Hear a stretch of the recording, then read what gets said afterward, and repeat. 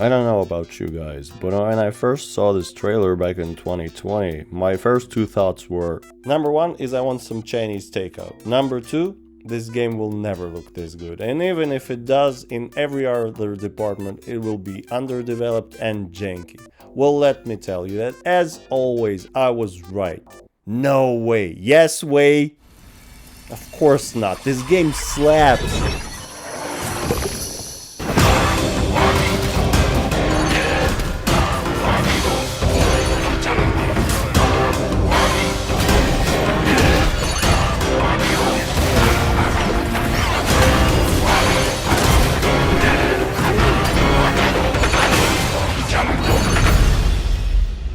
It has a record of 2.2 million concurrent players on Steam. That means it's the most played single-player game ever. Naturally, this number was mostly comprised of Chinese players, but it's not like they were forced to play it by the government. The game is that good. So good. It's as if the concept artists, animators, combat designers and musicians were all trying to one-up each other, and instead of ending in chaos, it gave us a masterpiece. Just like that, out of nowhere, we got a game that goes toe-to-toe with the big leagues. I'll be honest, it kinda blew me away. Step by step, it kept impressing me again and again. The amount of work poured into this game is absolutely tremendous. And it's even more impressive when you realize that this is Game Science's first big game. Talk about a tough act to follow. They basically walked into the industry's Mount Olympus and set the bar like they were fixing scaffolding. Demon's Souls and later Dark Souls set a new standard for action RPGs. Most devs don't really understand this formula, but that doesn't stop them from trying. FromSoft's influence is now everywhere.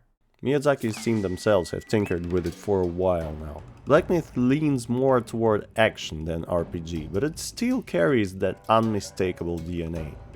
Some of us fossils still remember the era when every first-person shooter was called a Doom clone. Well, thankfully we're mostly past slapping the Souls-like or Metroidvania label on everything with stamina bars and double jumps. Because let's face it, games have been copying each other's mechanics for decades. Nothing wrong with going with an idea that's good. The difference is how well they do it. Some games pay homage with elegance and some even improve on the source. Nioh gave us over-caffeinated loot drops and boss fights where one-shotting your enemy felt earned and absurdly fun. Sekiro took blocking and parrying to operatic levels like a rhythm game for people who hate music games. Lies of P carried that flag even further with a gothic flair.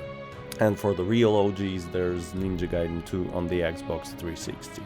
A game where the combat system had so much variety that it risked flying completely over the player's head, because the most basic combo was already overpowered.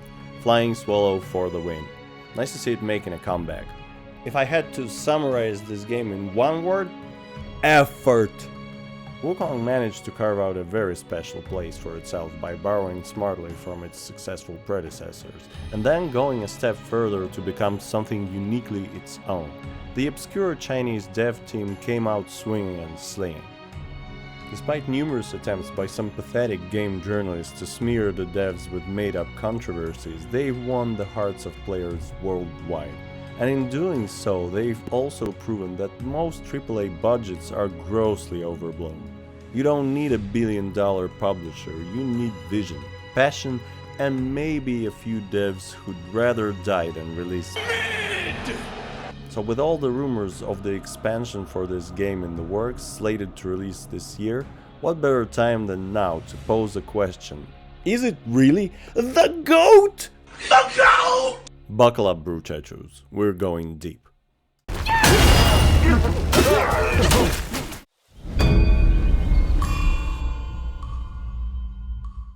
For comparison's sake, think God of War mixed with Sekiro.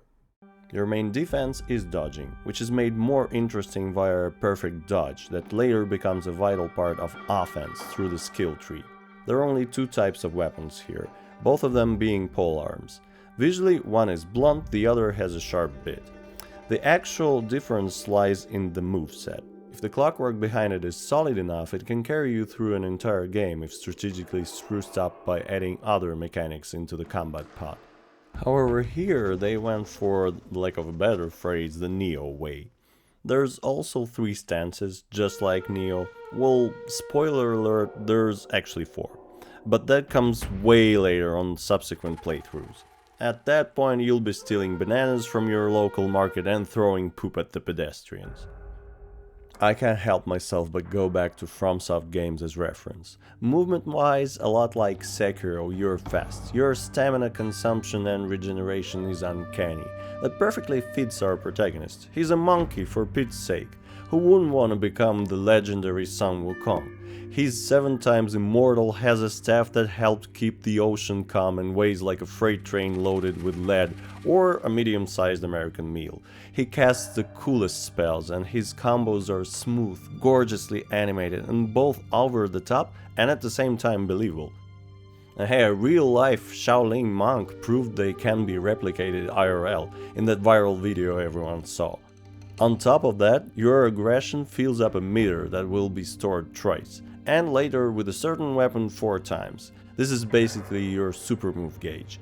When timed right, it's absolutely devastating and equally satisfying. This puts the most ripe of cherries on top of the combat cake. Delicious! But enough about combat. There's a lot more to Black Myth Wukong other than its core. The exploration is rewarding, mainly due to how gorgeous the environments are. The way mountains are portrayed in this game is just sublime. Apart from Death Stranding and a few other titles, the depiction of mountains in games is actually a tad insulting to arguably the best our planet's nature has to offer. Here it's worthy of slow, relaxed stroll. The Destined one is so good at it, by the way.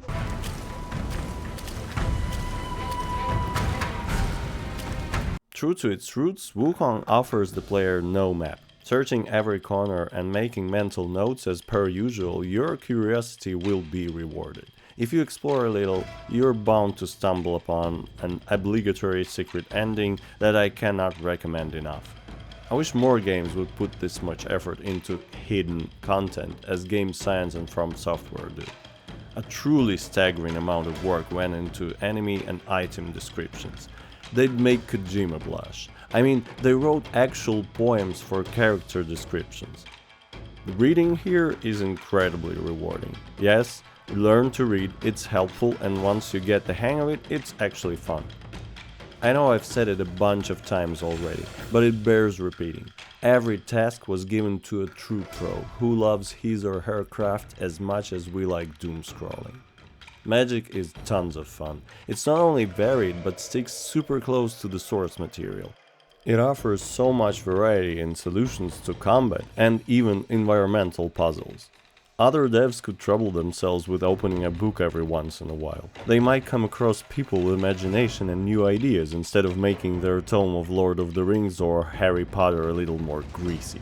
Some feel almost unbalanced and outright broken at first, but that's one of the things that are so great about Black Myth Wukong.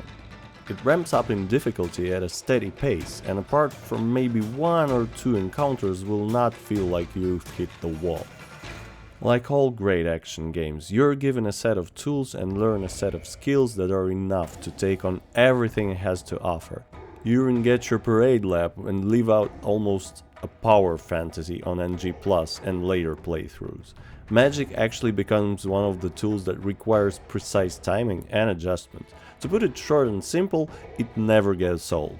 The variety in builds is supplemented by the beautifully styled and modeled outfits. When combined thoughtfully, your chosen skills, weapons and abilities get a very significant boost. The way you acquire some of the outfits can become a little journey of its own. Some of them are truly capable of carrying you through the most of the game. And while remaining relevant later, you'll slowly come to appreciate what the devs had in mind for late game. To sum it up, it's not a Souls-like, but it's hella satisfying. The attention to detail is just on an insane level here. These mad lads created cutscenes just for specific conditions during a boss fight. The effort that went into balancing every mechanic is just staggering.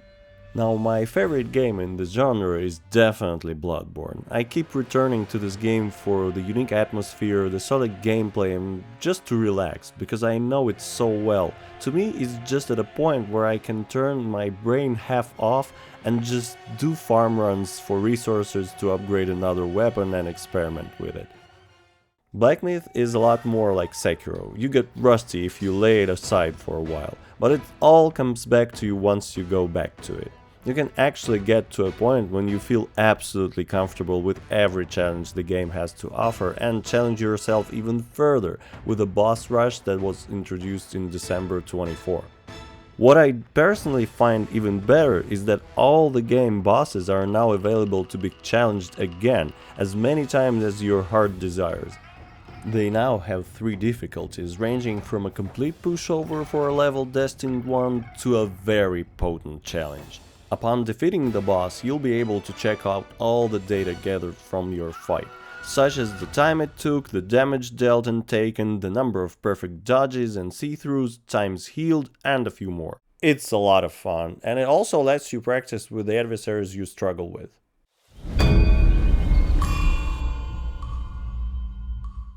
I know, I've sang praise to the game's visuals already, but let me focus a little bit more on the way the art department treated the game's setting. The attention to detail is so hardcore that its authenticity becomes undeniable.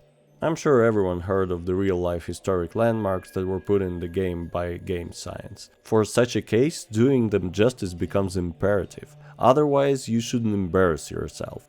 The development started back in 2018 and it's clear that it was time well spent. Setting a bar so high for themselves, they finished with flying colors. I mean, China Academy of Art had a whole exhibition on the art of Black Myth Wukong.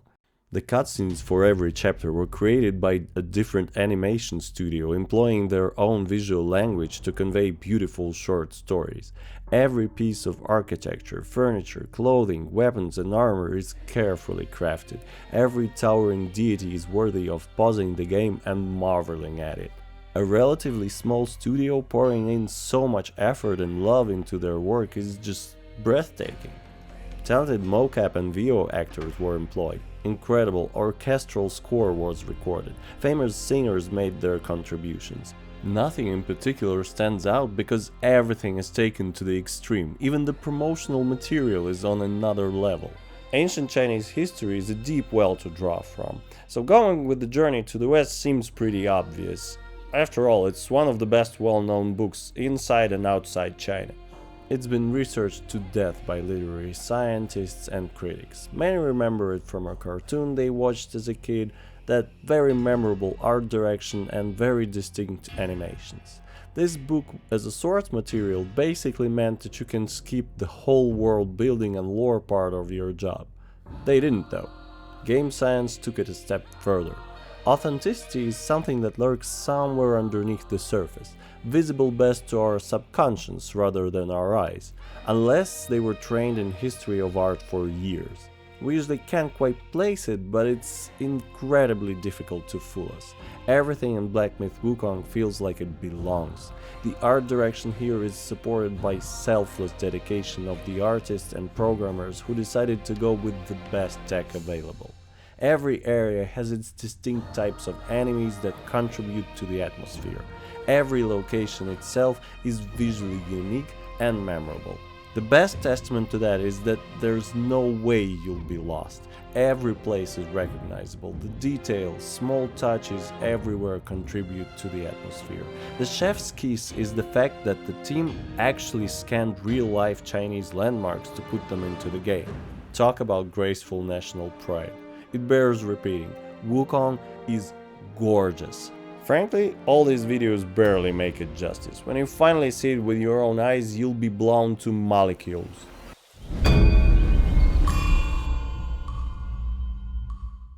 You'd expect a grand, folky soundtrack here, and you'd be right.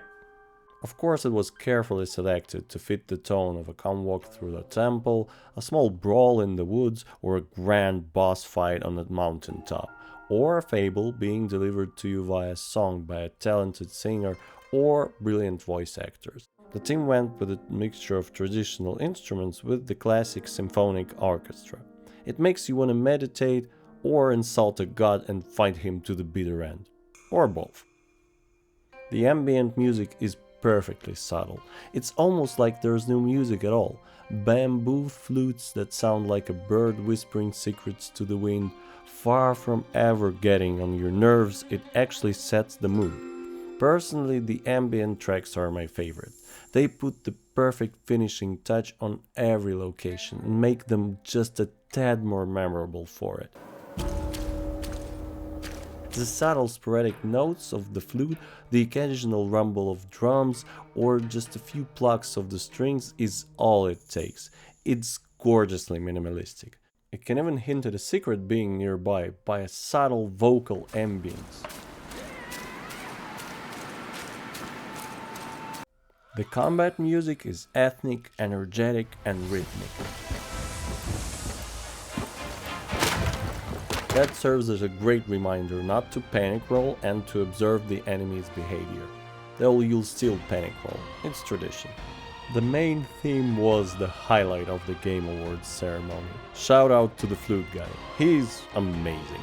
Give that man a raise, a medal, and possibly a shrine. It's grand, which complements the grandeur of the game, orchestral and dramatic. At times playful, because without humor life is just plain stale. For Western people it sounds cool, for Asian players nostalgic. The themes intertwine and echo through tracks. It's a great storytelling device. For lack of a better word, it's inspired. With the source material stemming from the 16th century, it's only logical. All the tracks that play in the cutscenes are magical and eerie. It's more than fitting. The story here is not a cheerful one. You don't get flutes and laughter when the world is crumbling. You get slow string pulses and low, aching winds that sound like the ancestors sighing. The sound design is on par with every other aspect. It contributes to the majestic locations, emphasizing the impact. The combat feels great in part due to the Foley work. It comes across as punchy, weighty, and for that very reason, satisfying. Every staff swing has a whoosh, every hit has a crunch, and every big enemy death feels like the sound designer wanted to personally reward your trauma with an explosion of auditory catharsis. My favorite is the healing sound they've stolen from Zuma. The ambient sounds take the cake here as well. It's just so much fun to swagger and absorb locations in Destined 1's signature stride.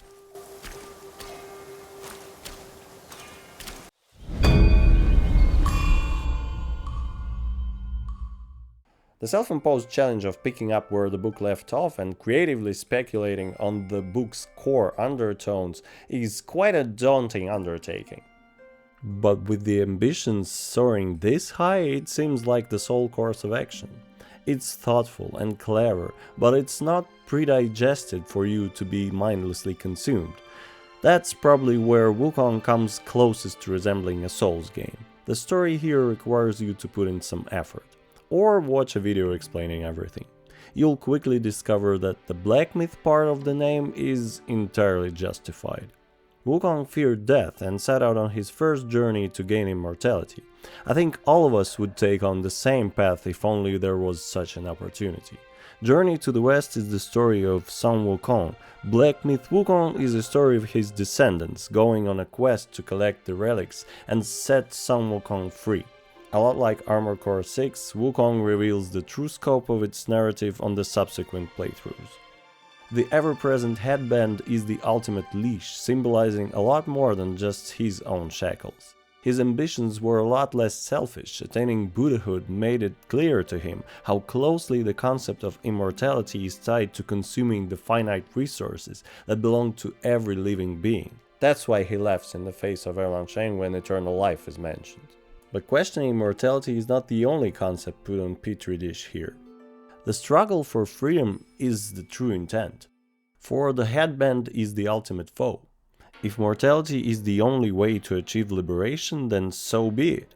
He chose reincarnation. All 6 relics representing 6 senses will have to be collected to break the reincarnation cycles, ending in the circlet placed on our head once again. Erlang is waiting for us to uncover all the conspiracies and pass all the tests to bestow us the Wukong's mind and his memories, the key to his freedom. So a journey from an arrogant rebel defying the order and gods themselves, to a repentant Buddhist pilgrim in search of redemption, to a true revolutionary who casts away the ultimate temptation to attain the ultimate prize, true liberty. If you're interested in the story and its meaning, you absolutely need to give Eugene Lee's channel a watch. There's no better way to immerse yourself in the game's lore than letting a knowledgeable native lady to explain all the intricate details, cultural references, and numerous allusions. She's also witty, clever, and funny. There'll be themes of friendship, love, betrayal, power, and corruption along the way. Higher beings question if humanity is inherently evil or good and argue about it. If this is not the legendary epic tale, I don't know what counts as one. And that's before we even touch its...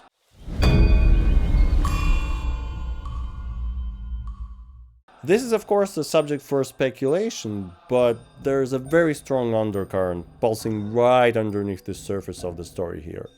Especially if you take into consideration all the animation shorts that serve as closing cutscenes for every chapter. It didn't go unnoticed for a lot of players that there is a sense of defiance present all along the way. It seems like we're not literally fighting our way towards every relic, we're also fighting to uncover the truths. We're fighting to show our worth, we're fighting evil and injustice, we're fighting all the vices natural to any thinking entity. But above all else, we're fighting the existing order of things. I love the idea that the Destined One represents the Chinese people in a sense that they've adopted Buddhism and it became their headband, controlling them through guilt and obedience in a cycle of everlasting repentance for their natural shortcomings that's typical to any nation if we're honest. There's nothing more to be ashamed of than for any other country, and therein lies the call to shed the headband of guilt and docility, and ascend to true freedom and greatness. Years of hard work are about to pay off gloriously. If this theme is truly being conveyed here, or some of us are reading the complex story riddled with hints and actual riddles too much, is open for debate. But whether the underlying message is to keep fighting for freedom and defy the order you deem unjust, or the idea that the concepts of immortality and pure virtues are inherently corrupt and unnatural themselves, is the true theme here, it's really fun to speculate. The mere fact that Black Myth Wukong provides such a fertile ground for our thoughts to run wild is a testament in itself. It also inspired a lot of people to pick up Journey to the West and explore the rich Chinese culture, which in itself is a wonderful influence.